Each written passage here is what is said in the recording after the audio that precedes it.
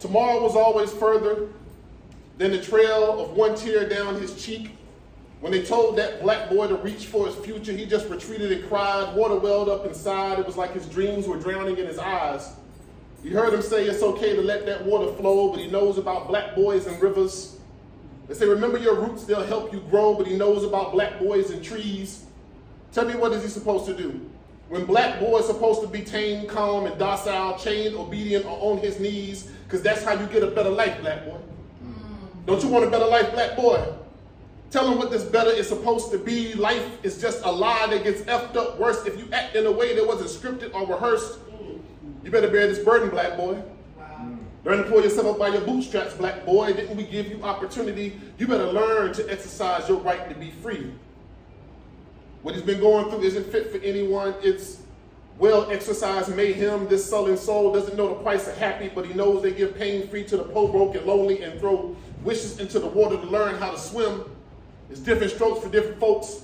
Can't breaststroke with a foot on your chest. Can't backstroke when they're desperately trying to erase the existence of the pool behind you. Butterflies are beautiful. The last time he felt that way was when he was in his mother's arms in the hospital before social services took him away. See, you can't fly with underdeveloped wings. You can't swim with inoperable limbs. He runs a butter knife across his wrist, as committed to suicide as this world is committed to nurturing his tomorrows. And we don't want you here, black boy. You don't belong here, black boy. You tell a black boy his survival only means a rose made it through the concrete, and that making it in this world isn't as hard as it seems. White lies are truly sincere. Privilege and oppression put him here. Future taking his last breath in his tears. See, the thing about the other side of town is mama may have and papa may have, but on that side of town, God blesses the child with the residue of Jim Crow on his skin, never intended to have his own. The night sky ain't pretty without them stars, black boy. Them dark clouds ain't a storm without thunder, white lightning, and rain, black boy. Dark dirt ain't special. It's white sands that everybody travels to see, black boy. Ain't you tired of what you'll never be, black boy? Blue-collar families raising red-blooded teens, chasing a whitewashed illusion of the American dream. Black boy begs death to come knock on his door, come face him on his own terms, because he knows there's too much of a disadvantage in them streets. You're overqualified, black boy. You underqualified, black boy. We can't approve this application, black boy. You got the job because you fit the description, black boy. We pulled you over because you fit the description, black boy. Stop resisting arrest, black boy. Why you running away, black boy? Stay down, black boy. Why won't you wake up, black boy? Black boy sitting in darkness, arms holding the last bit of sanity he has left. No longer wants to face blind judgment because justice can't see how he's at the end of his rope. Societal norms picnicking at the sight of the strange fruit hanging from the tree of knowledge. The world don't love him. Can't talk right, can't act right, don't look right, can't be right. Woke up on the wrong side of the bed. Grew up on the wrong side of the tracks. Black boy didn't ask for it. Now he asked for it at the end. Picks up his pen, stabs it into his skin. He wants to write his eulogy. Wonders if this is how his ancestors wrote his destiny. Only the ink never dried, it flows in his veins. And he never writes love stories, funny anecdotes, only pain. Wish the tears would stop falling, sad words dancing in the rain, leaving his journal stained. And he believes he's so worthless, death doesn't even know his name. He'd just be another black boy. But I know you're worth more, black boy. I know you mean more, black boy. So you survive, black boy. You shine, black boy. You write, black boy. You dream, you hope, you fight, black boy. You scream, black boy. You speak, black boy. You teach, you learn, be rage, black boy. Be spark, be fuel, be flame, be blaze, black boy in darkness, holding on to the last bit of sanity he has left. His only wish is liberation. Now I don't want that to die. I mean, I can't let that die. But you see, you can't let that die.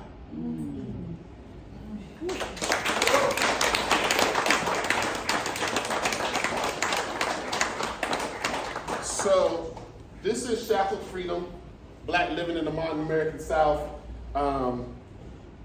This right here is very dear to me. I had the pleasure of having the foreword written by Michael Harriot, who is an award-winning writer and journalist.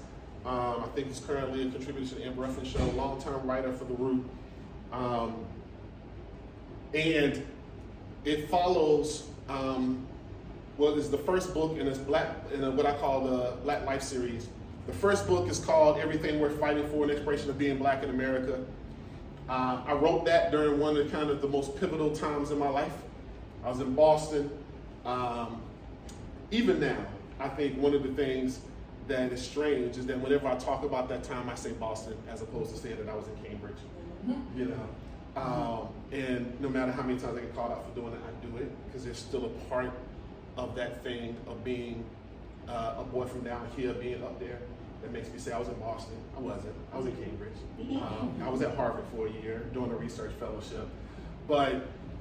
And even that, like navigating that, wondering about what was going to happen when I walked into that space as a Southern Black boy, as a Southern Black scholar, as a Southern Black artist, what I discovered and some of the illusions that fell away led me to write that book. We just republished that book, and I had the pleasure of having Omisade Burney do the foreword for that book. So I'm very excited about that. I was glad she said yes. Once again, I'll tell you all the mushy stuff about that later. But the first thing I wanted to do was just, I heard someone say this, and it was exactly what I wanted to write for my people, and I wanted to write about my people, right? I wanted to write about Black folks. I was at that period of time. So much had been happening across the country.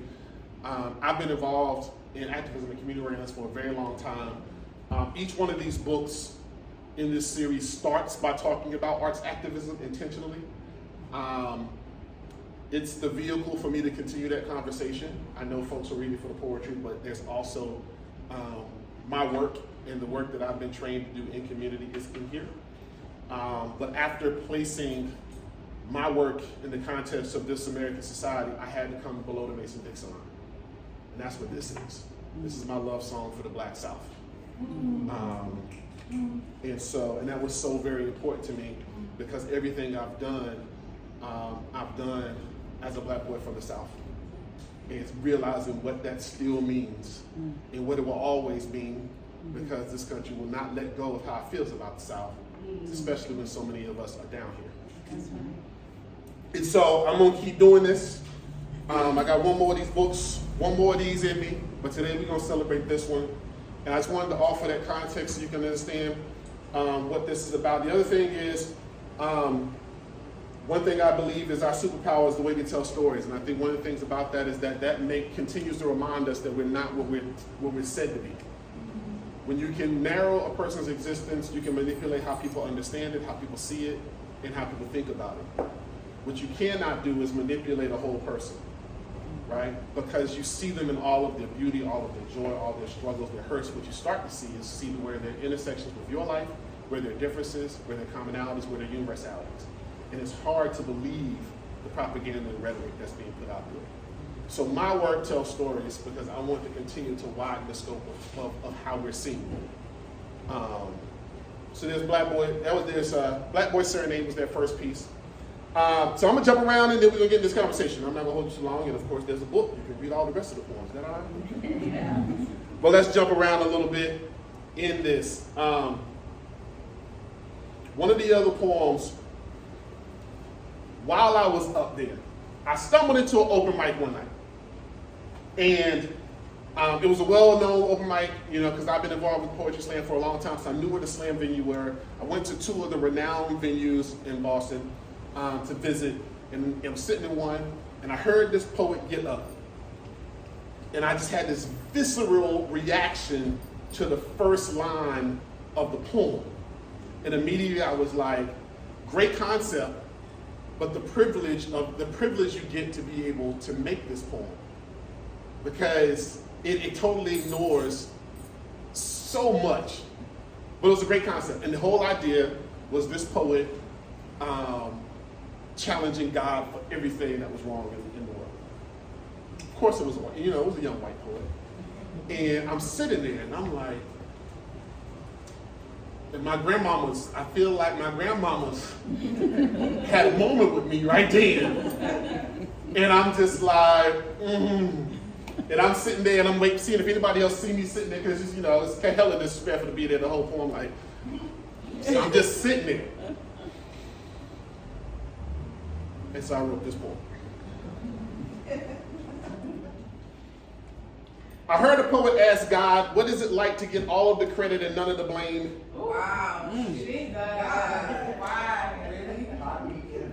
That is the first line of his poem. I heard a poet ask God, what is it like to get all the credit but none of the blame? And immediately I wondered if he recognized the oppression in his inquiry. If he noticed the whitewashed atheism on his tongue as he so casually took the Lord's place in our consciousness in vain, because ain't no way anybody with skin of bronze and hair of wool would ever get to take the glory without the shame, that there be a trick question. My God made peace out of chaos, made life out of mud, made family out of imagination. Had his truth co-opted by snakes, seen his hard work turn tragedy and forced to clean up the mess, rebuild from nothing but what he could stash for a rainy day. Had a baby out of wedlock, watched his child be raised by another man, saw him persecuted for his abilities, martyred by a system afraid of him. My God watched this world bend his name to its will and call it conviction. Seen men put him to work as gospel for privatized prosperity. We're not speaking to the same person. They hung my God from trees. They immortalized yours in stained glass and hung him in living rooms to remind us we would never be fit for gated community until we repented for our sins. Sin we born in, and ain't that like black skin? Your God took his son and made him shepherd over a flock of folks with faces like midnight and hair of wool. Ain't that like nepotism? My God watched his son be elevated as good shepherd for laying down his life for those he was giving care of. Ain't that like charismatic leadership? How come they never die of natural causes? Ain't Target they call it and tragic they last name? So tell me, poet, who are you speaking to again? This is the problem with white liberalism. A leveling of the playing field becomes parking lot when paved with the asphalt of black skin. That lot ain't fit for others until they draw them white lines. And ain't that what it means to be civilized? Ain't they been teaching us compartmentalization? From the top of the building, don't that empty parking lot look like the hull of a slave ship? I bet executives get to work early to watch laborers park on black backs. I wonder if it feels like overseer. Do they ever hear the pavement gasp? Sorry, poet. Ain't no amen for you here. Your words feel too much like conquest, like sitting amidst my tribe with a forked-tongued truth. I wonder if your pen feels like rifle. Would you give it to me to use if I brought you my people as barter? And no, it would not be better if you darken the language. I've seen what happens when white folks stuff black people in passages. Putting them on stage as barter for anyone paying enough attention and ain't our lives just another cash crop. So this is the problem with post-racial rhetoric. It becomes the perfect hiding spot for selective memory, the perfect platform to attack an illusion rather than call oppression by name. When has white patriarchy ever believed in accountability, and when has privilege ever turned down a claim? And doesn't white supremacy still see us as everything wrong here, even though we have overcome the subjugation, bigotry, violence, and pain? So when you ask who is God to get all the credit and none the blame, remember the God you are speaking to and the God that speaks through me are not the same.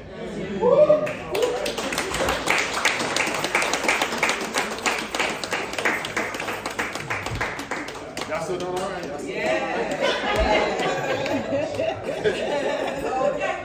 all right? I don't like you. I'm just. All right. Couple more things. Sonia Sanchez. Oh my God, I love Sonia Sanchez. There's a poem in here called Five on the Black Side, inspired by Sonia Sanchez and her haikus. It's five over here. That's why it's called Five on the Black Hand Side. You get it. One. Daddy, when will they value black life? When it's sold on eBay. Stop. Two. Oppression's greatest fear. A black queer woman with a plan and a bullhorn. 3. When Reagan dropped Welfare Queen, it also went pop and took over the airwaves. 4. I don't know the riches of the tombs of pharaohs, but I know that big glass bottle of change sitting in the corner of Mama's bedroom. 5. Big Mama ain't never known no other love than full and whole in God.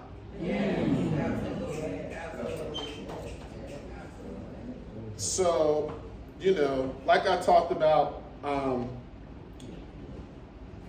this wholeness in this attempt to try to represent this wholeness,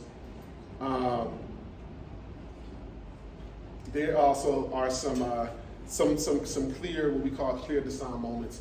I have been known for I've been told my poems are meaty. That is just a lot. I do a lot in them in an attempt to pack them full of a lot of things. There's a lot of reason for that. And part of that is about being black and being Southern, and this ongoing negotiation of proving your worth and value, but also being seen as smart. I was taught that the thing about smart people is they're very good at hiding their mistakes, because you want to maintain that image of being smart. And I was one of those little black kids that was identified as smart very early on. And so then that becomes a thing that everybody expects. And it changes how your family sees everything that you do. So then, you know, for me, what I love about the community that I grew up in, and I talk specifically about being raised in community, which is very different by being raised by my family. The reason for that is because of that, because of aptitude and all of these things identified early, I grew up the unintimidating black man, which is a different thing for someone who's in this, you know, I've been tall for forever. But I was light-skinned, well-mannered, articulate, intelligent, you know, that model thing. By the time I left high school, there was a real intentional rebellion against all of that. And then out into the real world trying to piece all that back together. And so much as I got from growing up in a working class black family, I got from being raised in a community of fighters and organizers, and revolutionaries, and builders, and airbenders, and just folks. And so all of that, then you tell that same person, right, that he's a poet and an artist, and then you get extra meaty art. And everything that I do has all of that in it. If I put it together an event, and the folks I've done event with know, I don't just put an event. There is a methodology to it, and there's an approach, and there's an intentionality to how that space is held. And that's because I was taught that. And also, I tell people, those folks that taught me that, I'm still home, so they still here. And no matter where I move or where I am, whether they are there or not, I always think, can they see what I'm doing? And what would that mean if word ever got back to them? Right? A couple of those folks in the room, one of them is going to be a part of this talk later. Another is over here too. But there are folks that I got a chance to grow up in community, and then folks that get raised by, like the Dillahunts. Like I can just start naming folks. And so there's a responsibility with this work, regardless of what that means for what it gains me in the world. Right? I'm always going to move a particular way because I was raised to move that way. I don't know how to move any other way.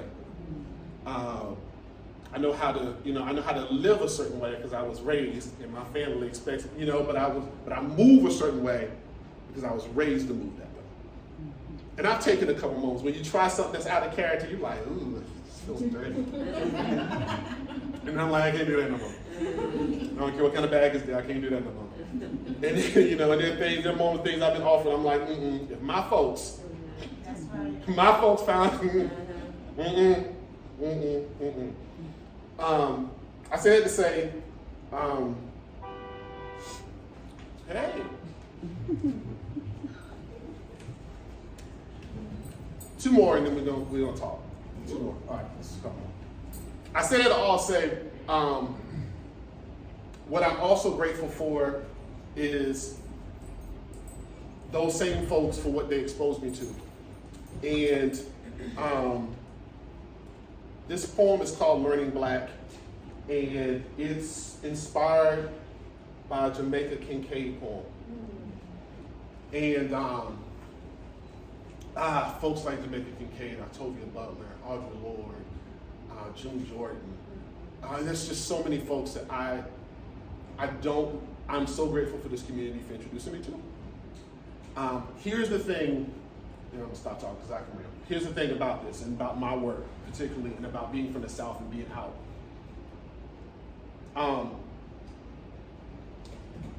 You're faced with, in any discipline, you're faced with gatekeeping. Doesn't matter, business, whatever, you're faced with gatekeeping. You have two choices. You have to either conform to the standards by whomever. I got a chance to spend a year around someone who's self-identified as a canon maker, which means I decide, basically canonization means I decide who's hot. Right? And that's always been a privilege attributed to certain folks. And you can either conform to following in the steps of those in particular canons, or you cannot, which may mean you're on the other side of the gate. Right. Part of what I learned about being on the other side of the gate is that you have to, if you're not going to follow in those, you have to know what tradition you follow in. And so for me, what mattered to me was being able to articulate exactly what I'm doing in my work, where it comes from, and what tradition I walk in. Now, if you don't accept it, that's fine, but what you're not getting ready to do is act like this boy from below the Mason Dixon line don't know craft, does not know study, does not know scholarship, does not know artistry. I know why I'm doing it, and I know who does it, and where I learned it from. That's always been my thing. Now, you either accept that or whatever, but when we in the same room, you're not gonna make it seem like I don't know what the hell I'm doing. That's what we're not gonna do. That's what we're not gonna do, and that happens because that's the first filter, right? To devalue your body of knowledge. But you're not gonna do that. So we're not gonna play that. Let's go ahead and erase that because I can go ahead and rattle it off. I can go ahead and let you know all the movements and all the things where I get it from and why I write it away. So now what? So now what's the problem? So we're gonna do that. So that's why I found that so valuable. And this poem was very dear to my heart. One of the beautiful things about that time at Cambridge was Jamaica Kincaid was teaching there. And I got to be in the same room. Oh my God. But the poem, this is called Learning Black. Never stop dreaming. Nightmare is just another word for expectation. You are worthy. You are valuable. Be valuable.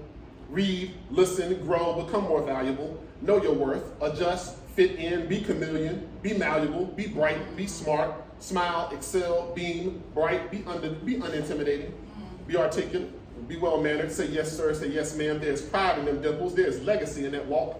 Walk like you know you somebody. Sound like you know you somebody.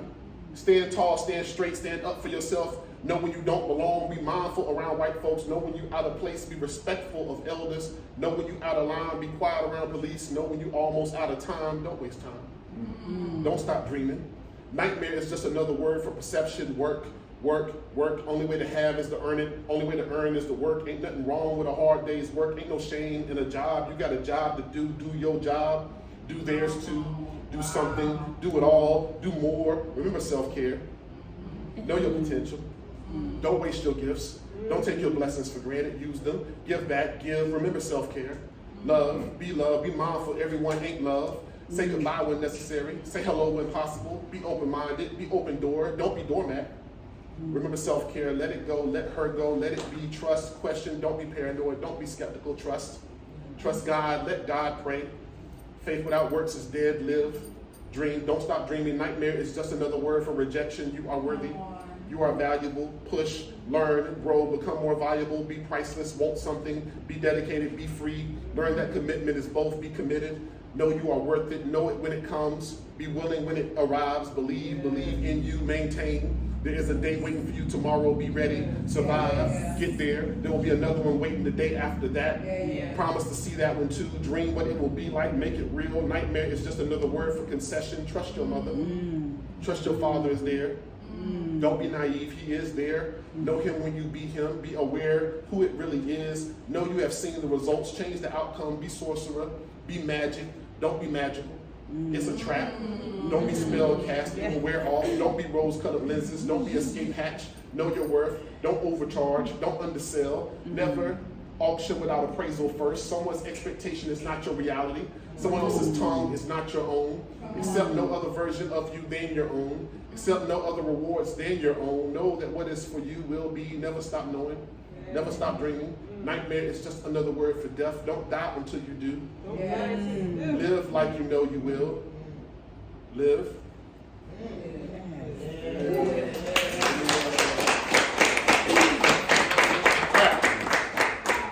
All right. Last poem, and then we're gonna talk. All right. Let's see. Where are we gonna go? Okay. Talk to me. Talk to me, Talk to me, okay. All right. So there's a few things in here. My grandmothers are present in here, of course.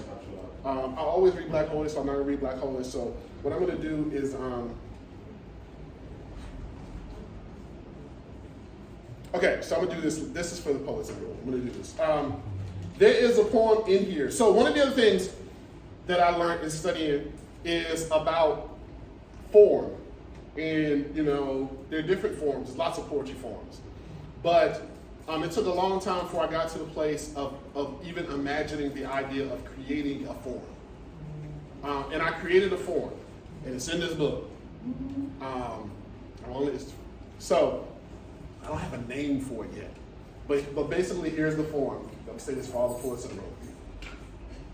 There's 10 stanzas, okay? The first 3 are haikus, okay? The next 3, so 4 through 6, explain in further detail the first 3 haikus. Right. All right?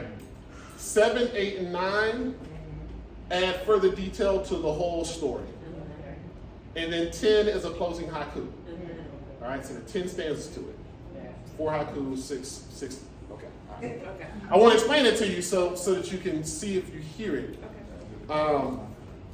This poem is called Dime Piece. So 3 haikus, 3 stanzas further detailing the haikus, 3 stanzas that further detail the story in the closing haiku. All right. We don't name exactly. The song. Yeah, we do. All right, so first haiku. A tree falls loudly in a forest with no one around. A deaf man chuckles. Second haiku. Trying hard to forget, he painted his mirror black. It still reflects him. 3. White chalk on concrete. The devil loves to draw portraits on the sidewalks. Yes. Yes. Oh, also, because I'm special. Hush. Because I'm special. Because you're gonna get the book and you'll see all this. When you see it, because this is the first one, I wanted to be special. So the numbers 1 through 10 are also all present. So the first 3 haikus are numbered, and then the numbers 4 through 9 appear in the stanzas. So that it also. 4 months after a black dress goodbye, a young dreamer with a box of burst balloons and a cup of broken pencils finger paints a Dear John letter to the blissful ignorance we tend to hold so dear. Too often she has been betrayed by lead and pens, so she would rather the message be delivered by the 5 fingers of her hands. She wants to feel the words. This brilliant griot is a psychic and a sorcerer, brings to life the stories whispered amidst the breath of the city from 6 a.m. to dusk. Some of them come from an uncle considered crazy, a bellowing empath mocked for what seems to be a random senility, but only God knows that the exchange of money and narcotic is the catalyst for that laugh. This talented wordsmith has been writing this fantasy since she was 7, called a liar by those who refuse to believe her when she says her father was taken by the monsters in his closet. They just can't seem to grasp the concept that the uniforms hanging there stole his soul. He darkened his reflection, figuring if he doesn't have to be reminded of the dreams in his eyes every morning, he can leave again to do what he has to do for his family. This lonely daydreamer has conversations with her invisible friend often. Those 8 bullets only ended his time on earth, and not in her heart. She confides in him. Every hope, aspiration, and intention considers it an honor to live for him and her. Black boy treated as invisible before is just gone now. She was taught that any man, arm, leg, arm, head, willing to work for a hard week's pay and get his hands dirty, can poem his life beautifully, can write his family taken care of. But she has watched each line fall flat, dead to the world, dead inside, or dead and gone. 9 lines used up, no lives left, none of them destined for published promise, none of them fit for bound spine and happy ending. She paints each haiku in her notebook like magic, trying to cast a spell to reverse the curse her family has become. There's a palette across her fingertips, a mosaic of hope in her heart, a masterpiece on her canvas that says, I am here now, I will be here tomorrow, a will in her spirit, that blessings gonna come and hurt ain't gonna last, a fire in her soul raging with passion and determination. Heaven's apprentice learned the marvel of creation at a young age, so watch her cull light out of the dark, watch her cull life from mud, watch her raise her passion from the dead and craft a living everyone will believe in. Last haiku. My God, what a glorious sight it is to see this artist at work.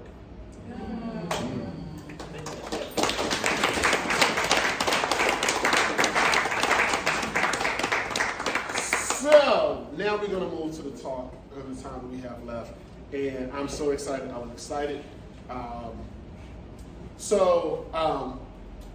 That's the first book. It was published by a small press in New York. I was not happy with the experience at all, so I asked for the book back to do a second edition. And I was like, I want to forward in this book. Who? I knew exactly who I wanted to write the forward for the book. And she said yes, and she did. And she doesn't know this, but it's so amazing because my first attempt to get a forward for this book did not go well. And the person said yes a couple of times, and I kept having to ask, and it never got there. And you start to wonder what's behind the reason why you can't get the forward when it's someone that you work with and is cool with, and everything should be loved.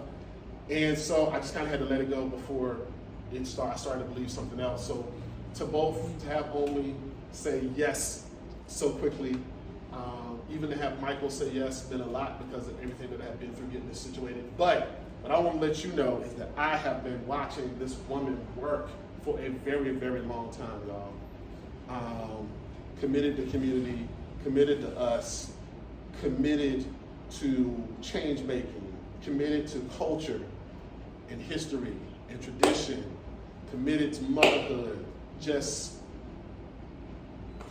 you want to talk about like power. And every time we talk, there's a lesson. We had a conversation one day. She was just talking, and I don't think she know what she did when we were talking about the hay tie. And she dropped a couple gems in there. I'm like shook, like she had me shook for like a week. She was just, doing what she do. She was just explaining something. I was like, oh my God, like that's the kind of thing. But it's been like that since I was young, first stepping out into community and doing work. And when I got here in Durham in 2004. So without further ado, y'all, my goodness, y'all please give it up for Omisade Burney.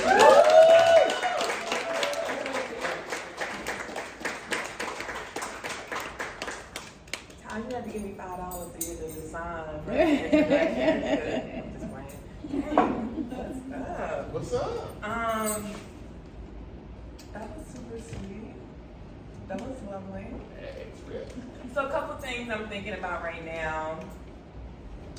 One, I'm really, really grateful to the ancestors that speak for you. So I wanna honor them and say thank you. I feel like we're sitting right now in a space, Mama Tony speaks to me all the time.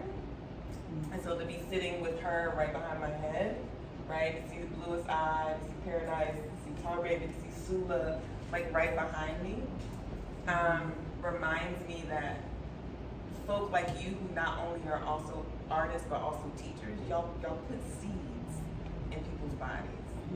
And those seeds will take the time they need to burst forth, but they do grow.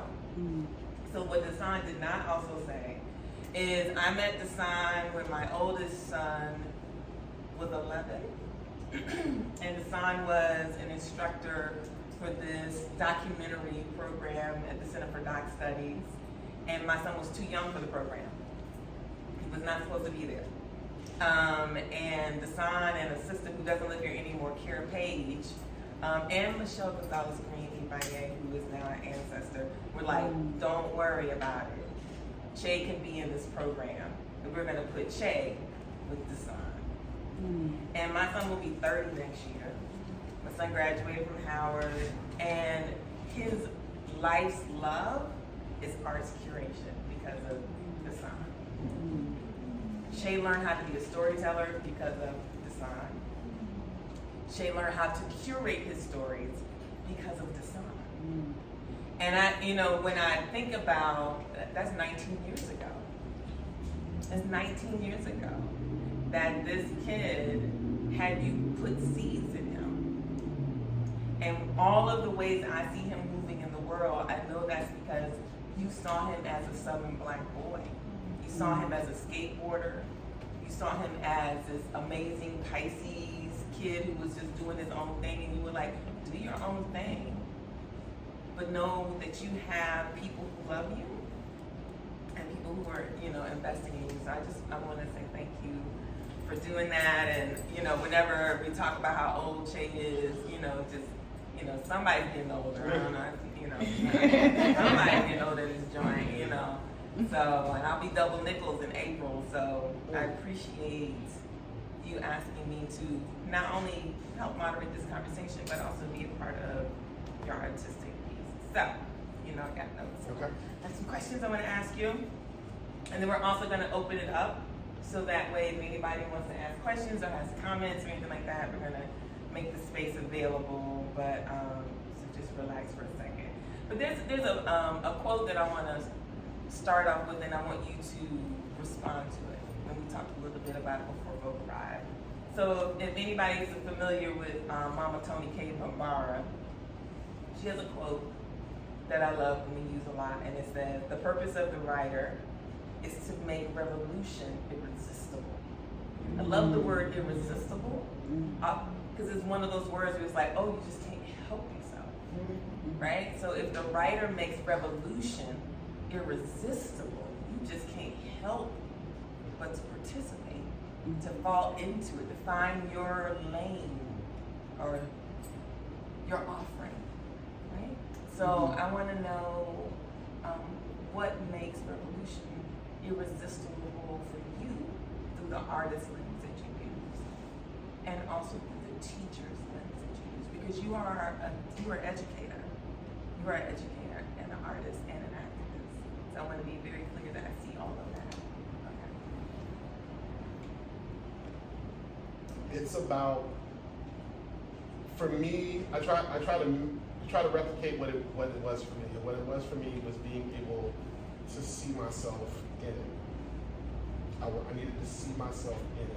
And so I work and I create with the idea of you being able to see yourself in it, whatever it is.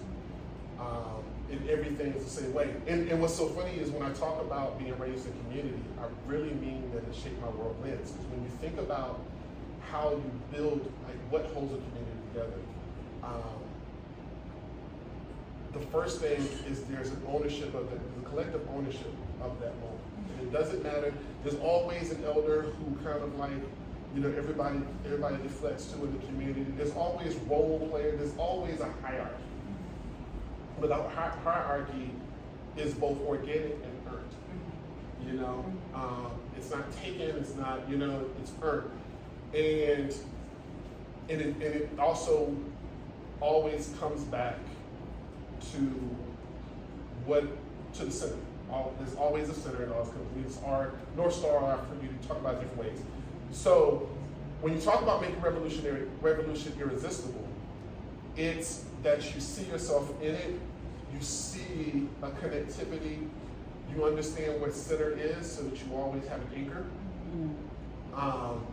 And there is a vision attached to it so that you know exactly what it is you're standing for and fighting for. And if those things are present, then it is irresistible because you have a home. You have a home, you have a refuge, you have an incubator, you have a schoolhouse, you have a playground. All of that is there if that's present. Like all of that is there. And so that's what it is. And so anything, classroom, same way. I try to structure the classroom the same way.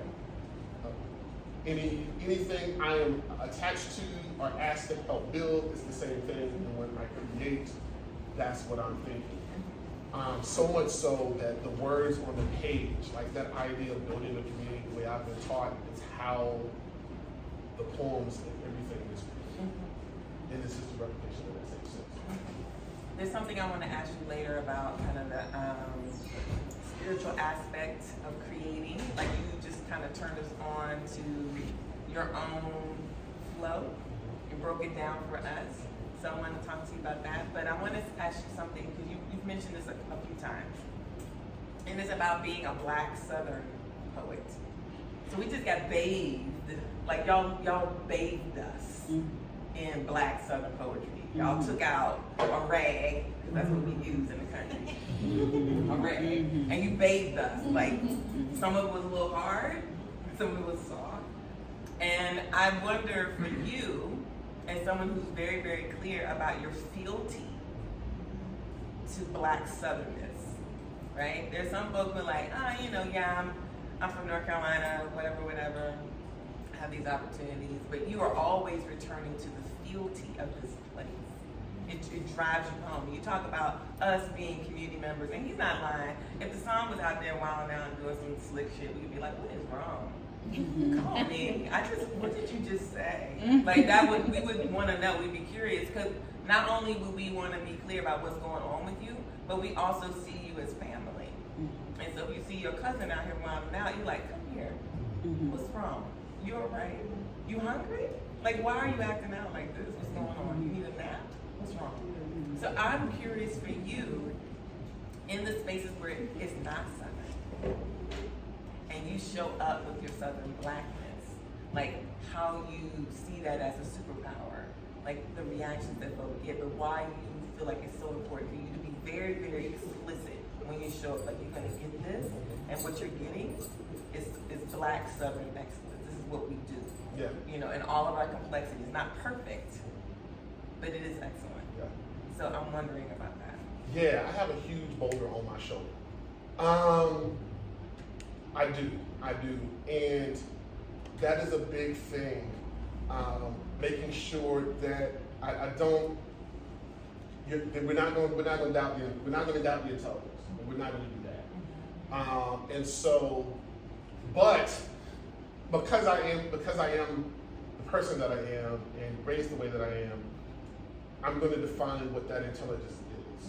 You know, because I did the whole thing about doing intelligence as they prescribe it. You know, get good grades, do well on the standardized tests, get moved to accelerated, AG, gifted and talented, whatever, all that, magnet, all the terms they use. I did all that. And got 18, 19, felt dumb as hell. So that didn't work. So from that point on, how I define intelligence on all terms. So it's about, but I'm going to show up intelligent, which means I have a clear sense of what I'm doing and why, and I can make the references and hold the conversation. The other thing is to not shy away from the things that I gain from down here that are to my benefit. I'm an introvert, but I know how to work a room because I'm Southern.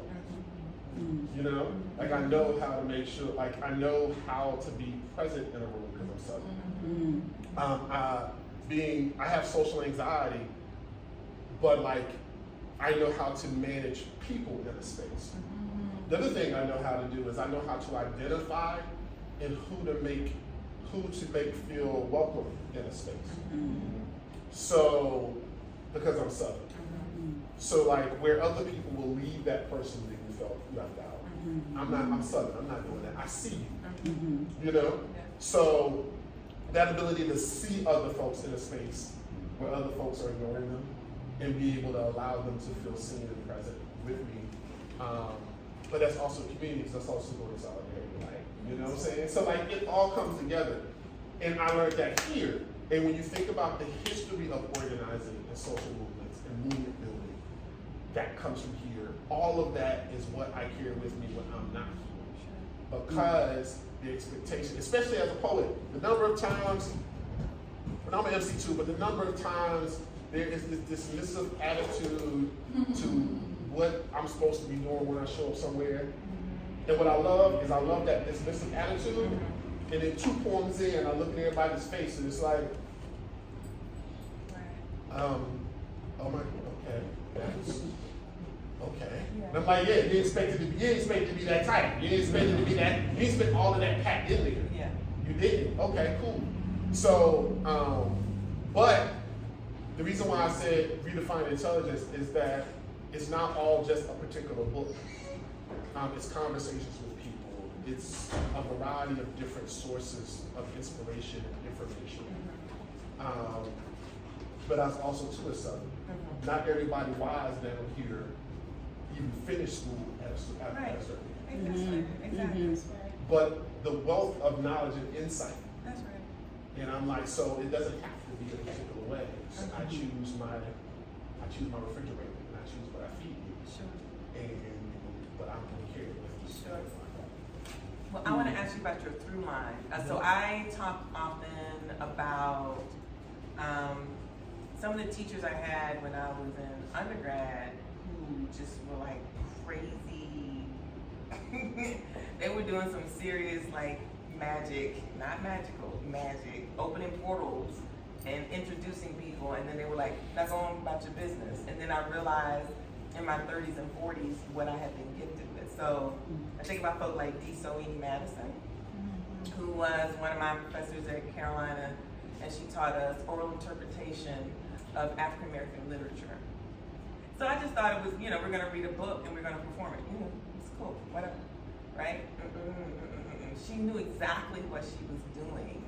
She knew that she was opening portals for these Black students at this PWI, and she was pushing stuff into us that would protect us and also activate our through line, right? It was very intentional. Like the time that we read Sula, I was like, what the hell? Like she literally was pushing that into us, making way for other people to come forward. Like she made it possible for us to fall in love with Octavia Butler, Mary West, Gwendolyn Brooks, all of these people.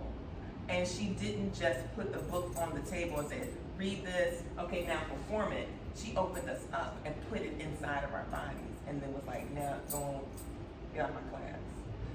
You have a through line. There's a through line in the poets that are in this room who you work with. There's a through line in my own child.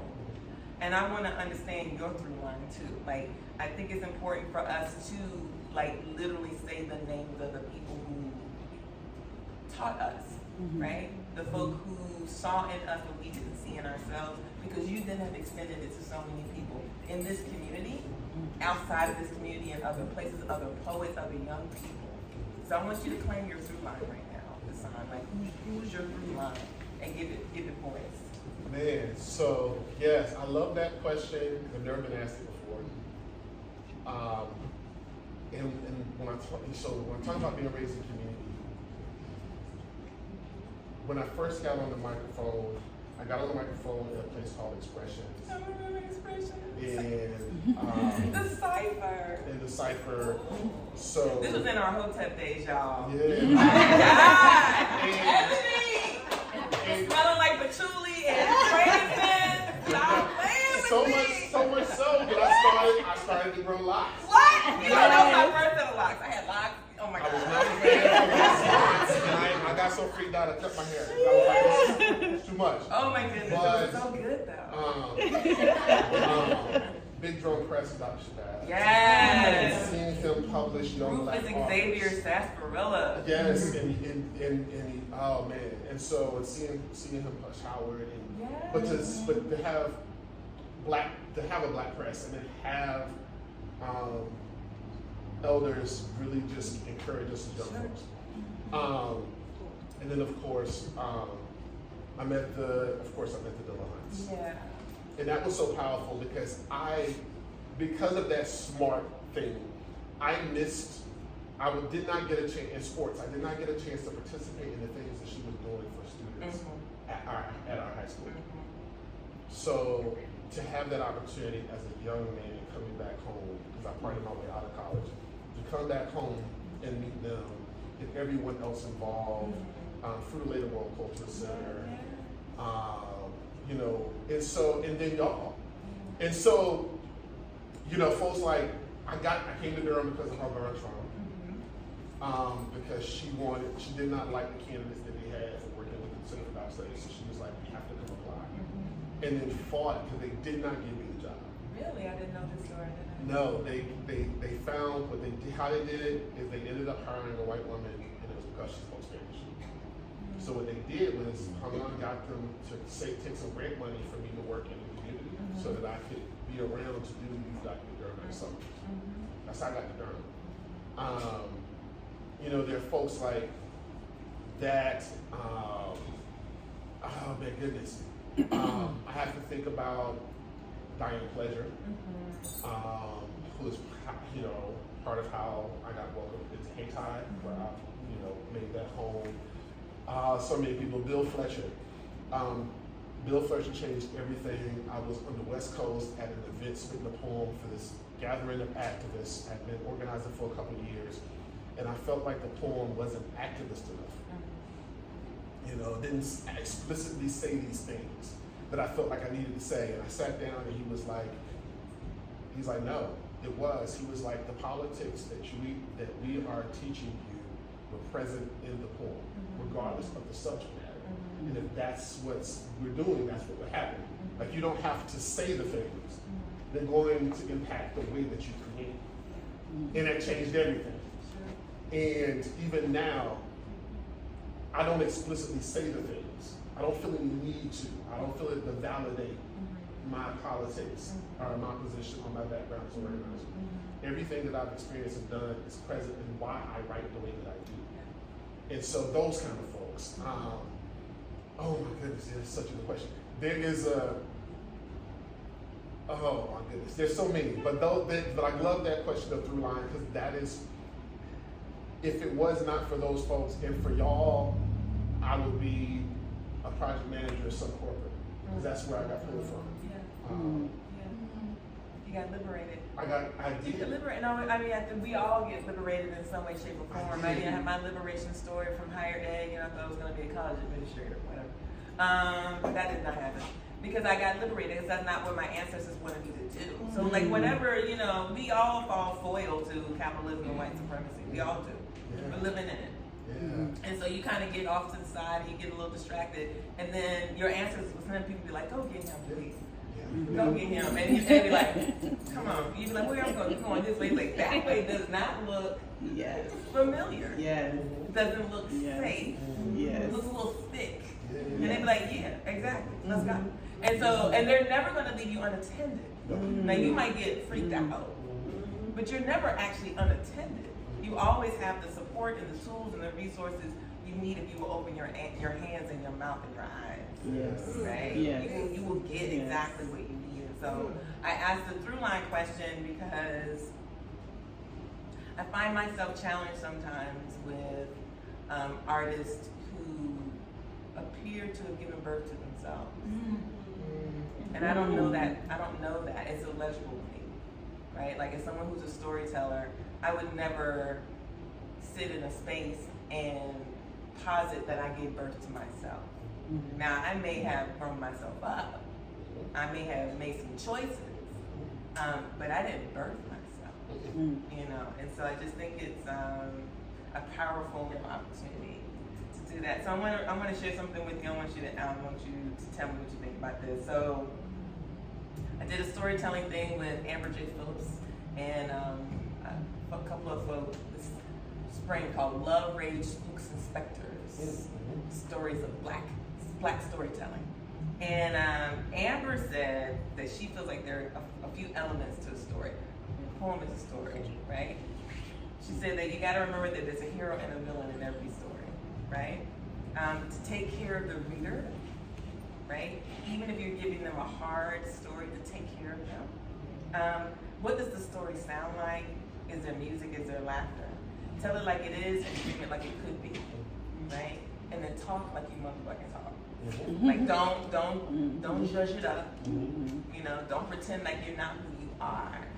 And so I'm wondering if you gave us a little bit of insight to the way that your mind thinks, the mad scientist, if you're like, I'm about to create a whole new frame for the way I do my thing. Like, are there elements that you feel like are core to your poetry or to your storytelling that you would like give a life to or personify in some way? Rhythm and pace is everything in my writing. There's a musicality, there's like an orchestration that is always present.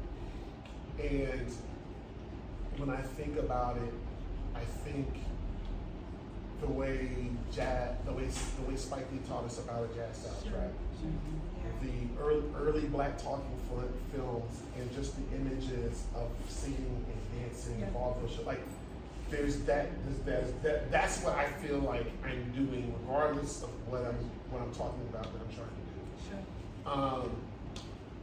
So rhythm and pacing, it guides my line breaks, it guides my stanzas, it guides my editing choices. I want the reader to feel that they are moving through the poem. And I love that because for me, that's difficult because what it does mean is that some of the mediums for poetry that are supposed to be what you do don't receive my work well. Because of that. You know, it does a thing that isn't rigidly like others. It isn't rigidly academic, it isn't rigidly like, but I think about who's reading it, and I want folks to move with it. But what I don't like is when I feel like folks take that as being not crafty, like as if it's not craft. And me being a performer, I feel like that adds to the perception that what I am intentionally doing is not intentional. And that bothers me because it is very intentional that I do think about who's reading it and what experience they have with the work. Right. But it's rhythm and pacing and it's musicality. Yeah. Well, you know, I don't know if anybody else ever struggled reading Mama Tony's work. I love Toni Morrison, but there have definitely been times when I've been reading her work and I'm just like, who is she talking to right now?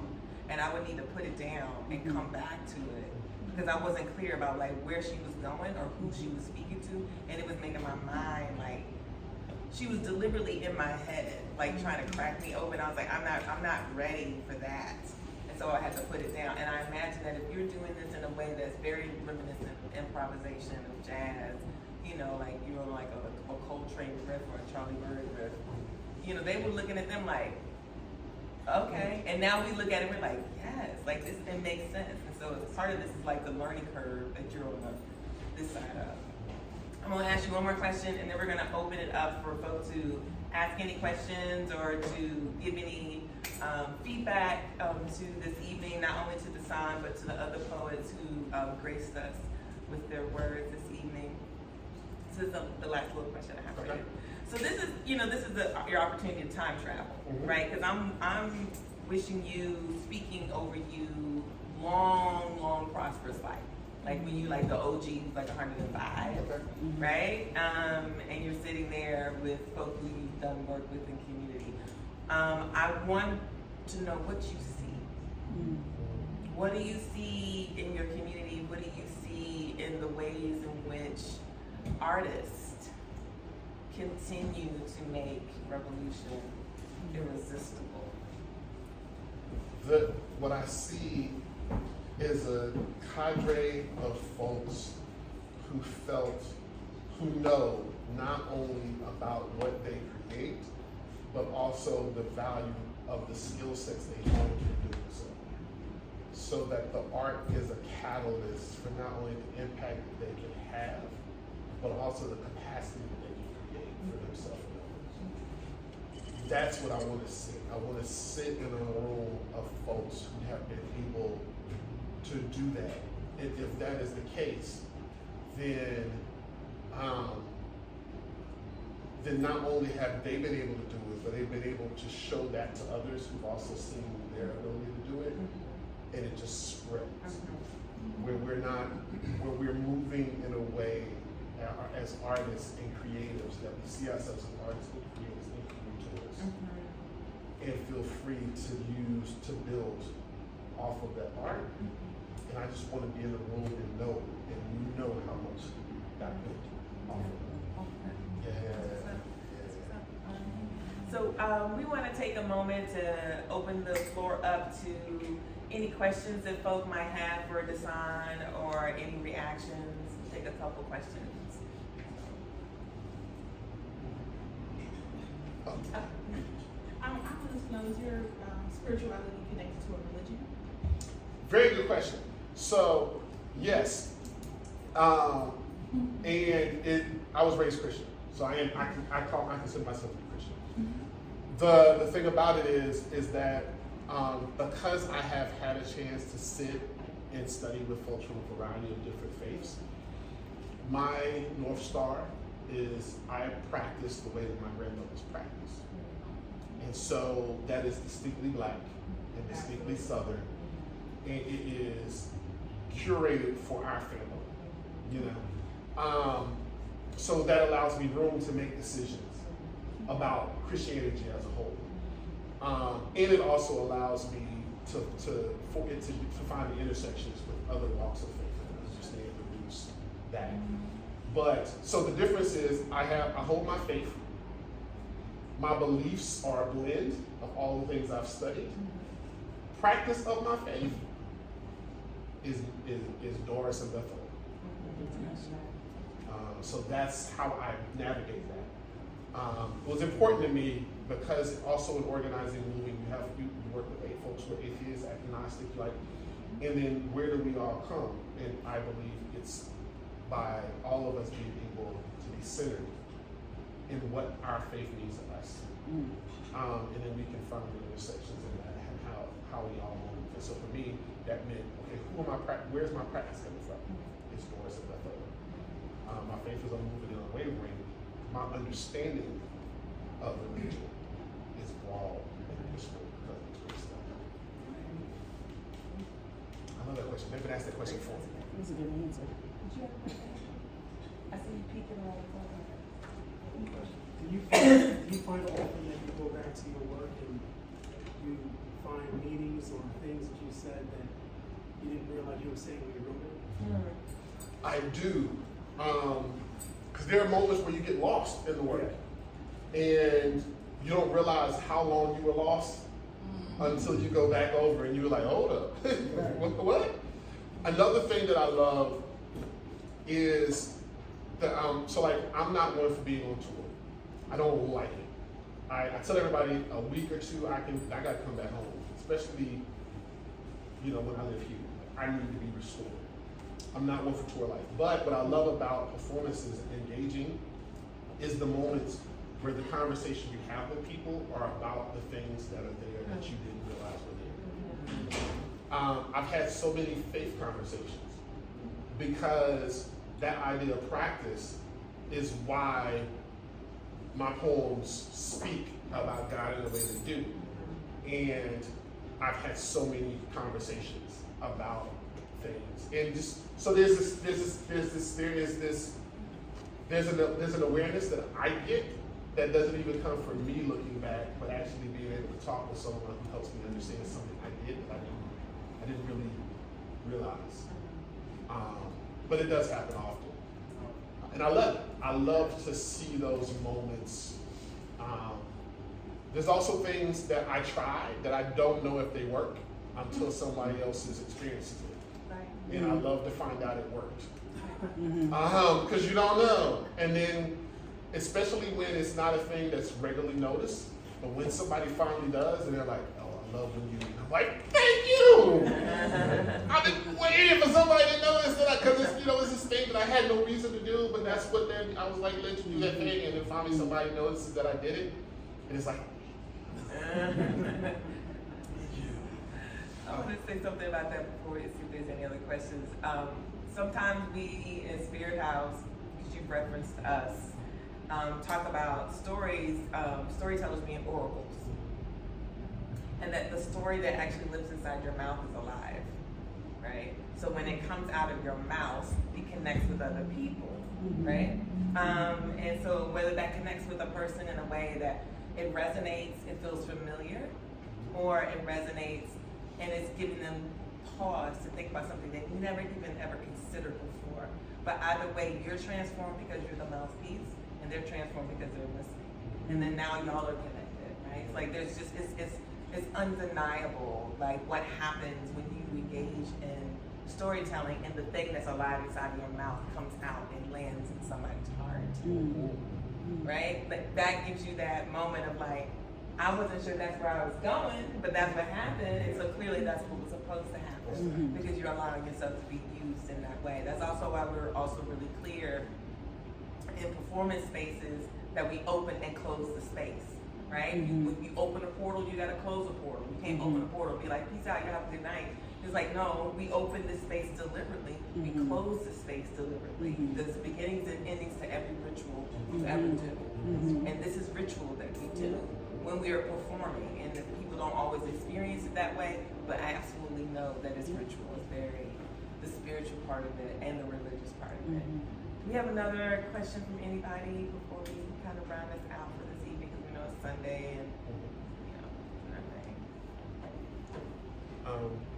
Well, the last thing that I want to say to anybody out, because someone asked me this last weekend about sacrifices, what sacrifices, and I told them that what I had to sacrifice, and this is my last little anecdote, and I'll let y'all go.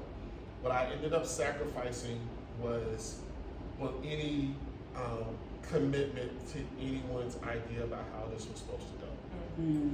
And what happened was, one of my peers went after something, and the challenge, what came back was, he was very irritated and frustrated because he hadn't been publishing, right? He'd been writing for forever, but hadn't been publishing, and of course they asked him where his publishing was, and they were like, if you're a writer, then where is the proof that you've been writing? And in that moment, I had a light bulb went off. I'm like, oh, I get it. Like, I get what this is. Like, this isn't, and I also started to understand where the gatekeeping and all of the filtering and dismissal of black and queer voices, I get it. This thing of publishing is a walking resume. It's their way of saying, if you are this thing, then how do we prove you're this thing? Well, you can place this work somewhere, and if it's placed there, it proves that you are this thing you say. That's all it is. What I said to myself was, oh, I need to make sure that there is proof that I am an artist. So then from there, me taught that it's okay to be an alchemist because of the community I was in. I said, let me place my workplaces. Now, in my mind, I thought that would be the exact same thing. Soon found out that's not the same thing to them. But to me, you can't tell me I'm not writing. My work is present. I have a resume that shows you where my work is, whether it's in an exhibition, whether it's in a gallery, whether it's here, whether it's on an album, whether it's on my work is present. From there, having that raw belief, like I got it, and then be like, oh, I don't. I made a commitment, and that commitment was, I'm going to allow for this art and this craft and this gift to help me build the life I'm going to live, which means that I have to be committed to allowing that to happen. So there are opportunities that I said no to. There are things that I could have done that I did not do because they didn't come through the shed, the builder's shed that I had established. Everything that I have done is either been because of something I've created and the impact that it had, a skill set displayed by what I created, or the people that I've built community with creating. Every opportunity, coming to Durham, getting involved in higher education. It was not my resume. It was a person in community who saw us organizing, who was like, these black students need you, and they helped create a position. Everything, even the jobs I have now, both of them were through a person in community based off of the work and things I've created, and an intentionality about why you need to be here. That's how this is all done. I say all that to say that for too long, we have been taught, and I remember having a conversation with Omi and telling her that I come from a working class family, so I know how to work, right? That's what I know. My family knows. I know how to work. That's no problem. I know how to hold a space because I come from a family who knows how to hold a space. What I do not come from is a family that knows how to build. So the only way that I learned to build is in art and in community. Those are my models for how you build a thing. I have built everything in my life from those two models. Reason why I'm bringing that up is that if you are searching, what I'm saying, what I am offering to you now is that what you are looking to do and what you are looking to build you have the tools in the shed for already. It's committing to and trusting that you can build what you need with those. And to set aside any idea of needing to be validated in any way by anything else. It will, I promise you, it is going to let you down. Build it with what you have and what you know, and everything will fall in place for you. It's not gonna be easy. I'm not going to say a glamorous story about how it's all going to work out, because that has not been glamorous. But everything will move in accordance. The universe will move. You'll find yourself in conversations with people you never talked to before. Because of the way you're moving, it sets off and ignites something in them that draws them closer to you. And things will start to appear to help you kind of get where you need to go. I know that for a fact. Right? I know that for a fact. And that's the other thing about Doris of Bethlehem, is I've seen them work miracles, and I now know that it is because of the commitment to being away that made it possible for them. And they were both committed. For better or for worse, good or bad, good qualities, bad, whatever, they were committed. And everything moved accordingly. So I just want to offer that to y'all, because I believe that is very important in the space we are in now. Because we should know that. We should all know that. If you don't, then you're going to end up chasing a thing that you're subscribed, that someone tells you you need to chase in order to get whatever. And right now we're in an industry where that is an industry in itself. You can tell the folks who really understand how to ignite you, because they set to work and activate a thing inside of you, as opposed to indoctrinating you into a thing that they have prescribed. But it should always come back centered. Right? Like any great community, it's always come back centered. So that's just my thing I want to offer y'all. Thank y'all so much for being here. Thank you.